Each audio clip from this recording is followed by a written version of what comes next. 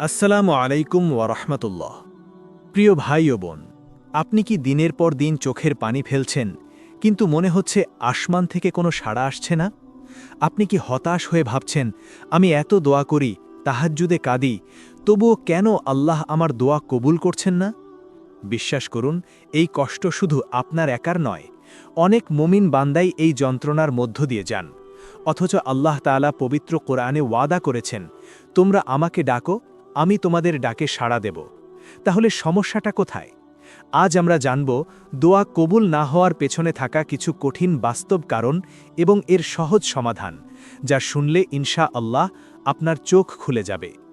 প্রথম এবং সবচেয়ে বড় যে কারণে দোয়া আসমানে পৌঁছায় না, তা হল হারাম উপার্জন। রাসূল সাল্লাল্লাহু আলাইহি ওয়াসাল্লাম এক ব্যক্তির উদাহরণ দিয়ে বলেন, যে ব্যক্তি দীর্ঘ সফর করে ক্লান্ত, যার শরীর ধুলোমলিন, সে আকাশের দিকে হাত তুলে বলছে, হে আমার রব, হে আমার রব, কিন্তু তার খাবার হারাম, তার পানীয় হারাম, তার পোশাক হারাম এবং সে হারাম দিয়েই লালিত পালিত হয়েছে। তার দোয়া কিভাবে কবুল হবে? হাদিস নম্বর 1015, সহি মুসলিম। চিন্তা করুন, আমরা হয়তো ঘন্টার পর ঘন্টা দোয়া করছি, কিন্তু আমাদের পেটে যদি হারাম খাবার থাকে, তবে সেই দোয়া আল্লাহর আরশ পর্যন্ত পৌঁছাবে না। তাই সবার আগে নিজের উপার্জনকে পবিত্র করুন। দ্বিতীয় কারণটি হল দোয়ার সময় অন্তরের অনুপস্থিতি বা অমনোযোগিতা।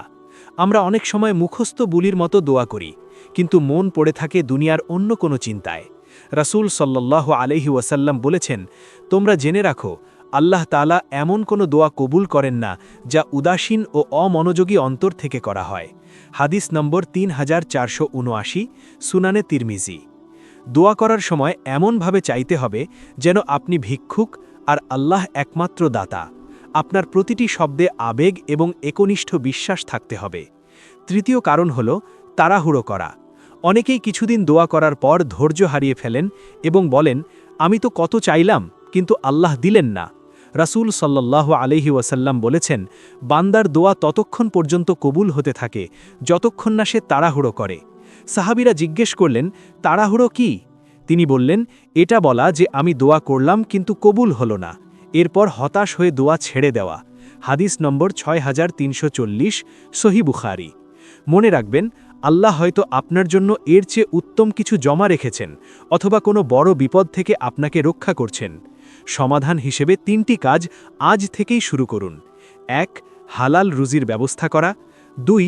দোয়ার শুরুতে ও শেষে রাসূল সাল্লাল্লাহু আলাইহি ওয়াসাল্লামের ওপর দুরুদ পাঠ করা, কারণ দুরুদ ছাড়া দোয়া আসমান ও জমিনের মাঝে ঝুলে থাকে।